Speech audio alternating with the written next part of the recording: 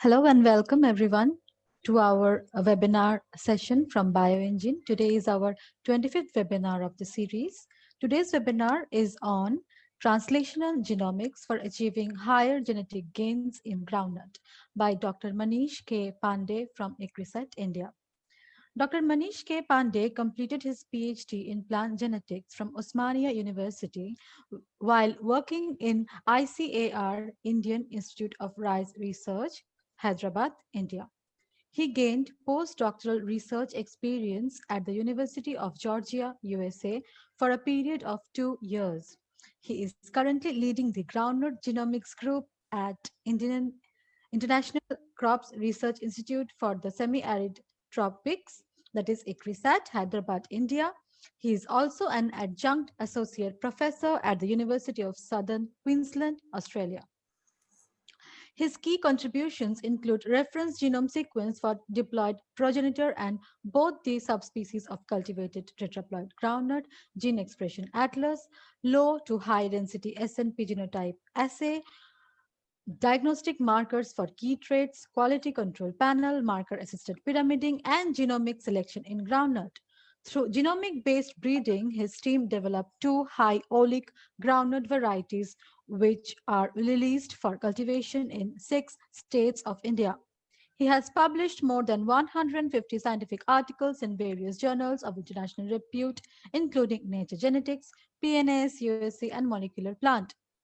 His efforts have been recognized at international level as he has been invited to deliver presentations in several international conferences to review the proposals of international funding agencies, and he is also collaborating with a large number of scientists at an international level. Recognizing his contributions, he has now been inducted in many scientific academies of India, namely Associate Fellow of National Academy of Agricultural Science or NAS, New Delhi, Telangana Academy of Agricultural Sciences or TAS, Telangana, Andhra Pradesh Academy of Agricultural Sciences or APAS, Andhra Pradesh, and member of the National Academy of Sciences, India, or as we know as NASI. He was also among the top 2% highly cited researchers in 2019, compiled by Stanford University, USA. We are highly honored to have him as our guest speaker for today's webinar. It is my request to all our viewers to enjoy this opportunity to listen to him speak about his research. I request Dr. Manish Pandey. So basically today's seminar, as Soma mentioned, that it's on translation genomics for achieving higher genetic gains in groundnut. So basically I will be working, I'm working basically since 10 years now in groundnut. You can say basically after PhD, I have spent all my 10 years working in groundnut. So I will take you today to a journey from where we started in 10 years back, where we stand now, and what we think that we should do to make more genetic gains in groundnut.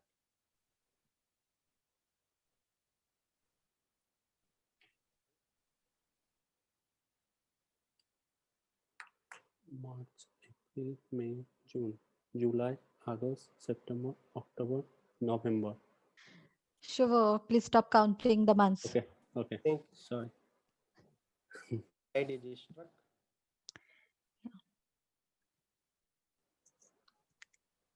Little audio problem. Yes. Sir, we can't. Oh, We can't. now it's okay now. I think slide was just struck. Okay. Okay, so yeah. So as Soma mentioned that I work in ICRISAT, and you can see that ICRISAT is part of CGIR, and CGIR has many sister institutes. ICRISAT is one of them, and that basically in India only one CGIR center headquarters, and that is ICRISAT, that is based in Hyderabad. So, and really it is a good platform, ICRISAT, because we basically serve as a bridge between the advanced research institutes and the national partners in different countries. So if you say that we do very upstream science, no. If you say that basically we do very downstream applications with farmers, no. what we do basically, that most of the scientific information, we just work with advanced institute and NAS partner to convert them into a technology or in terms of a product, and then making sure that it reaches to the farmers. So basically a bridge between these two kind of organization, and we do conduct research in these areas where we can fill the gap.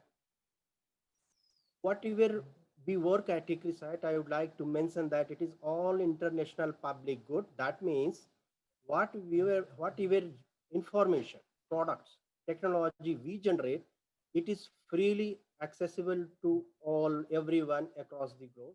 There is no limitation or any hindrance in accessing those technologies. That is the one good thing that really gives encouragement that you can collaborate with anyone. Basically, you are taking information or basically working with gaining knowledge from everyone, and also you have freedom to disseminate your information technology to everyone. That's a really beautiful platform, very encouraging. At ECRISAT, we have good platforms, whether it's phenotyping fields, experimental fields, and also lab sequencing. And we have like we have even like say WGRS and other basically high throughput sequencing. It's not good to have basically very big sequencing labs. Of course, we need to have only those relevant instruments in our labs, which from where you can generate cost-effective sequencing data or genotyping data. Otherwise, it will not be irrelevant in that one. So, and we have server as well. Of course, you all are aware that when a lot of data is generated, then of course we need to be more cautious. So, in that case, let's go to next. So, ICRISAT works in 6 crops. Why I'm mentioning here that I will be giving examples from groundnut only because I work in groundnut. But in general, the principles and the approach, it is same in all the crops, that methods and technologies we are using. So you can relate to whatever crops you are working. Of course, there is customization and something maneuvering you have to do in different crops because the resources, they are different in each crop. And so these are the 6 crops: called millet, sorghum, finger millet, chickpea, and groundnut. Groundnut basically in different parts of the world we know and consume in a different way. Like in Asia and Africa, if we say, it is more of not only just like a confectionery item, and that like in Western world, like in US and Europe, but it's actually a very good source of nutrition in India and Africa as well. And you can see many of the products. So of course, any crop in market, if it has to survive, definitely market has to play a very good role, because industry is the one that provides different kind of items, different kind of like preparations to consume to the consumer. So basically it's a consumer driven agriculture, and we have to see that whichever crop we work, maximum beneficiaries should be the consumers. Then only that crop is going to be relevant. And really, if you have seen in last 70, 80 years, you might have seen how the crop relevance has changed from green revolution earlier, like finger millet and millets, to then rice and wheat agriculture, and now we are again coming back to the small millets and others in our daily food habit. And in India and Africa, this was very routine basically in our. I remember that even my childhood, basically, we were more relying on the sorghum, finger millet, and pearl millet. But rice wheat has changed. Maybe we are going to back basically finger millet and something, because those are more nutritious. So now what is happening actually? From quantity, we are going to the quality. From eating not a high volume food, if you might have seen from yourself, the consumption is becoming less, but we are trying to eat more nutritious, and that should be the approach. So the crops which are more nutritious are going to be surviving in near future and with less water. So we will be discussing, yes, of course, groundnut, it has different applications, right, from cooking oil in Africa, India. And one more important thing I would like to mention here, even in India, if you might have seen, like basically 10 years back, more 70% of the groundnut that were extracted for what? For cooking oil. But what we have seen that industry has played so much good role that they have provided different items, food, they have diversified the preparations that now as on today, around 50% of the product produce that goes for oil extraction and rest 50% goes for industry. That's a really a different sign altogether. So basically, groundnut is in transition stage, and there is more demand for protein and food. And you can see in Africa, like plumpy nut and other things, there are many applications. It's a really good source. Okay, now the basic question comes. You might have seen like what is going to do. Climate change is going to change. Every country is going to be suffering losses. I don't think so. The countries which have more cold, of course, they will be gaining some benefit out of it from this climate change, rising temperature, especially where they can have possibility for more new crops. What other like, especially the red ones, if you see Africa and Asia, we will be facing problem for most of the crops that because of rising temperature, and if it is clubbed with drought and water problem, then definitely yield reduction is going to happen. The worst scenario would be if called quality and nutritional quality also compromised, then this becomes really serious for Asia and Africa. Okay, this is a paper that where we just summarize like how these four pillars that make really realize high genetic gains. Those are the maximizing genetic diversity. That means the pop lines in breeding we use, crop improvement, those should be diverse so that we can have high genetic diversity in our breeding material. Second is improved genetic enhancement. You might have seen that that new genetic improvement approaches are coming up. Most recent, you might have been hearing about genomic selection, genome editing, such kind of approaches. So definitely they are coming up new, and we are scientists are integrating them into programs. Third one is improved operational efficiency. That means basically not only that scientific things, what operations we do, whether it's analysis, whether it's a field data management, whether it's a field design. So sometimes maybe we don't give those so much importance to these, but actually these are very important component. Should actually now, because we are generating now large scale data, and when high throughput large scale data comes, somewhere you have to manage the data and ensure that those data sets are connected with each other, so that whenever you want some information you can quickly access those information for decision making. So that's very important. If we had earlier like less information, you can put in excel sheets and all those things, you can manage, you can take decision. But now the situation in condition is changing. We are having large data sets. Okay, now efficient seed system. I think the more we talk, it's less in this one. So really, it's from country to country, challenges are there, because providing quality seed to the farmers in time, it's really challenging. And in many of the countries, private sectors are playing a very key role, but not in all the crops. Private seed companies, they are in the crops, basically mostly hybrid crops, where they can play a key role. But like groundnut, definitely the government agencies and public private, those agencies have to play crucial roles. Once you put all these things, then only that whatever you improve the seed genetics, basically that will be realized in farmers field. So basically we have to take care of all these components. You just can relate to ourselves as a human being. We have a set of genes, we have our set of genes, but you can see that even brothers, sisters, and even the nearest one closest, they have different kind of phenotypes, different kinds of performance and other things, because there is a lot of things that happen throughout our growing up, that we see changes and efficiency. So that is how we have to be, basically with our human life. Yes, food habits, so that's very important. And here genetic gains means that you have to ensure that whatever genetics you are improving in the lab, that should be realized in farmers field, otherwise there is no use of that. I will be discussing today how we are using actually different modern approaches, how we have shifted from like previous to the modern approaches or methods, and how it is helping us in improving the genetic gain as well as in faster manner.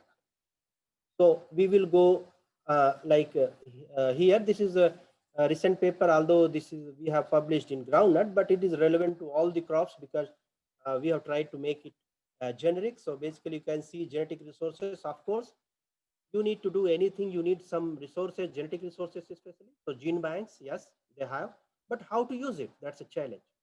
Breeders are very much comfortable in using the elite lines because they don't want to take risk of genetic linkage drag.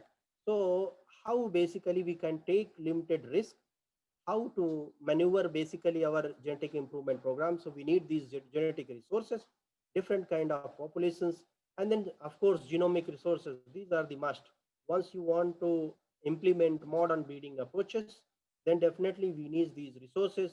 And we will go one by one to these resources. I will not go here in detail, but because slides are on this, and then applications. So whenever we say actually in genomics, most of the times you discuss about marker state breeding or any molecular breeding product or linked marker like that. But actually genomics is not all about just developing associated markers for a particular trait. It can be used for different things, like you can assess basically the duplication in gene bank.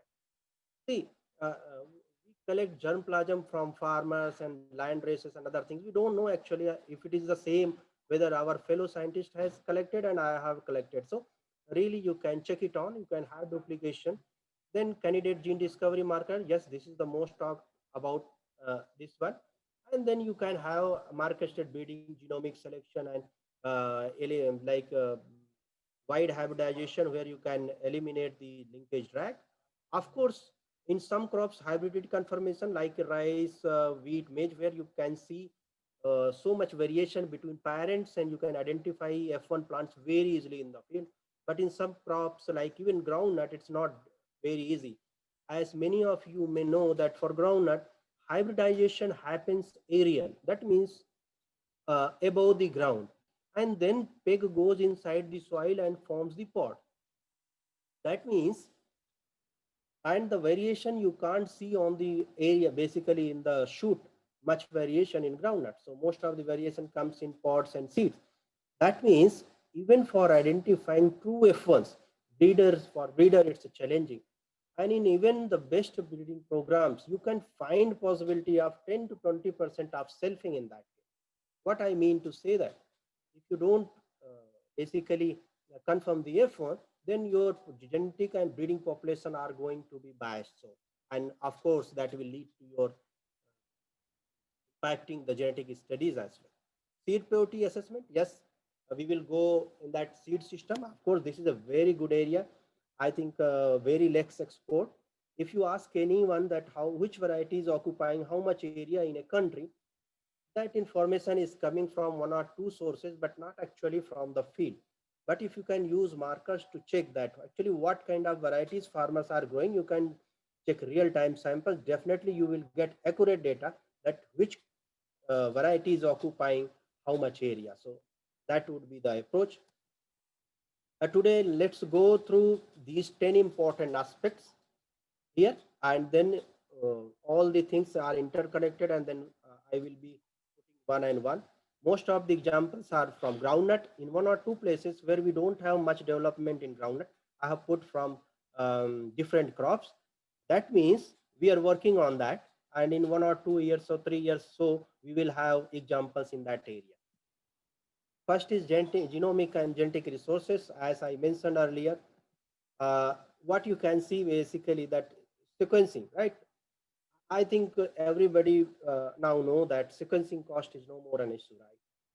We have come a long way, and really last 1 decade we have seen that how different technologies they have emerged up, different machine they have come up with different high throughput data, reads, length, and all those things. So basically, what I mean to say here that now sequencing data generation is not an issue. Very cost effective.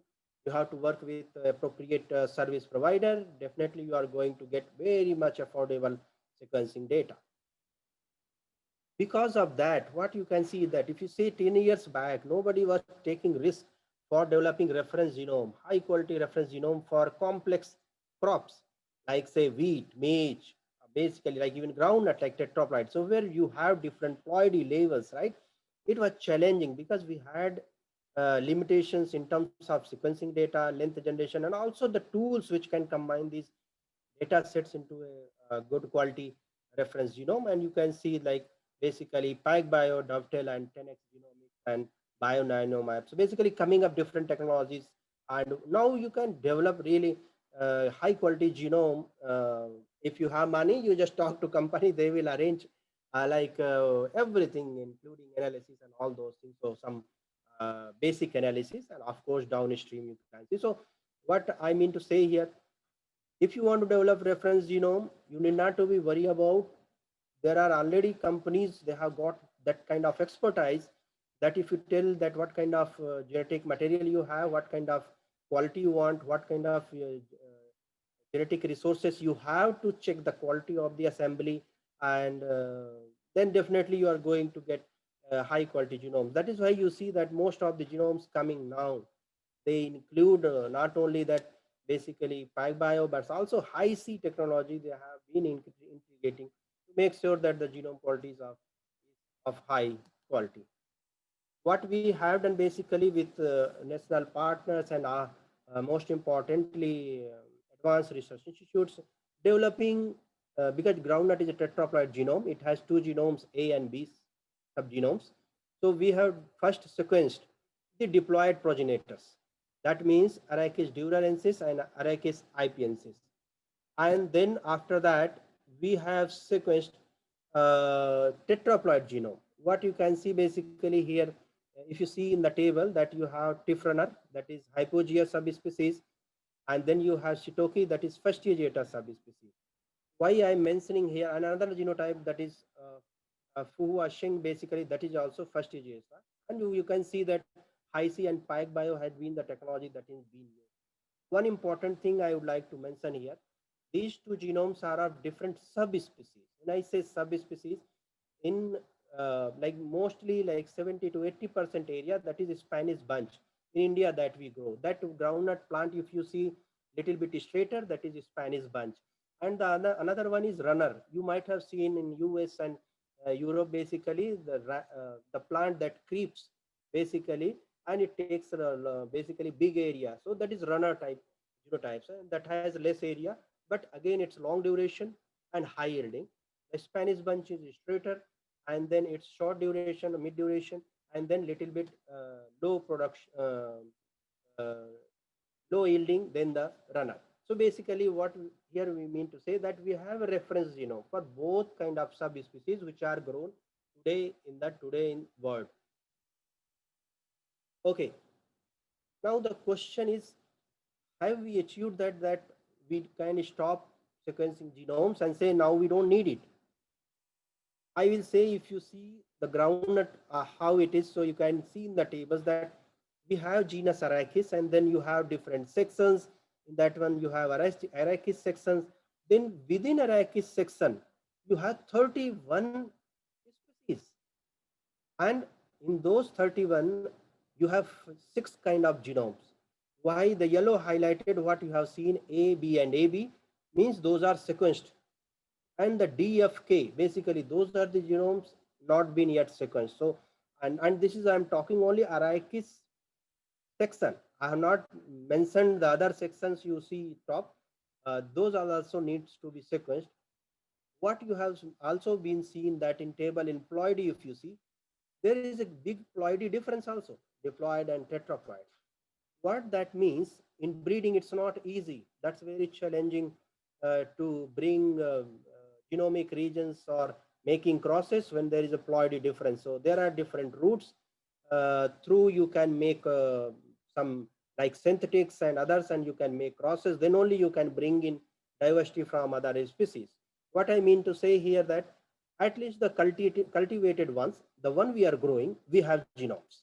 So basically we can do any kind of high quality or precise analysis using those genomes, and maybe we can continue in long run. That you can see second right part, where we are talking about genomes and pangenomes and super pangenomes.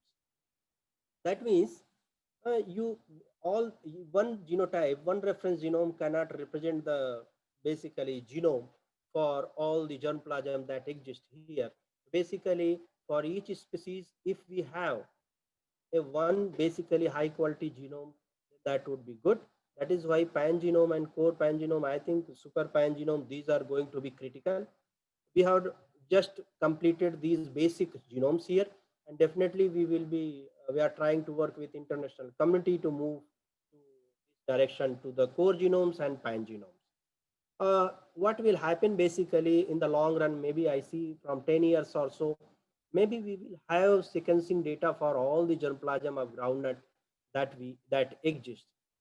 Challenge would be how to analyze and how to make good use of this data in our breeding program. So that would be challenging. Just I would like to mention here one paper that came in Nature, that is on 25th November, and it is coming from wheat. And what you can see that they have compared, they have justified basically, if you see why you need multiple genomes. For example, like how, like in human genome, just I will give an example. If you have one human genome that is from Europe or any place or Africa, how it can represent for different continents. So basically, you need to see what kind of genomic diversity you have within the population, and you need to identify the best model, basically the ideal genotype that can present maximum I say reference genome. That is a really a very good question, and that is why this paper tried to answer, because they have here compared 10 chromosome means pseudomolecule level high quality genomes, and also 5 scaffold level assemblies. What you can see basically in total, they have compared 15 genomes and try to see why different genomes are required, because each genome they were seeing that either they have some large interrogations, some translocations, inversions. That means if you have one reference genome and you are comparing your genotype, it may not match up. Some of the sequence may be deleted, some may be added there, but 100% like basically when you align your sequences, it is not going to be perfect analysis. So something will be missing. So that is what this paper is about. This is really very good paper, and I think those who are interested should read it. It is really very good paper. Okay, now coming from genomes to another one, that is this gene expression atlas. So we try to do here basically landscape profiling for those expressed genes for different tissues. We collected some. But the right side you can see it's for Fastigiata. That is the Spanish bunch, the variety we grow here in Asia and Africa that comes from. So we developed this one here at ICRISAT. The left one you see is from Hypogaea, that is from Tifferer. Basically, that is from Runner Group, and that is done by our colleagues, our collaborator from University of Georgia. So what you can see, not only genomes, this gene expression atlas, they are also developed for both these subspecies. That's a very good thing. So suppose if you are doing some analysis and you got some genes, you want to check whether it's a tissue specific or not. These databases are available. You can check, okay, whether it's a seed specific, whether it's a tissue leaf specific or not. So they like those kind of information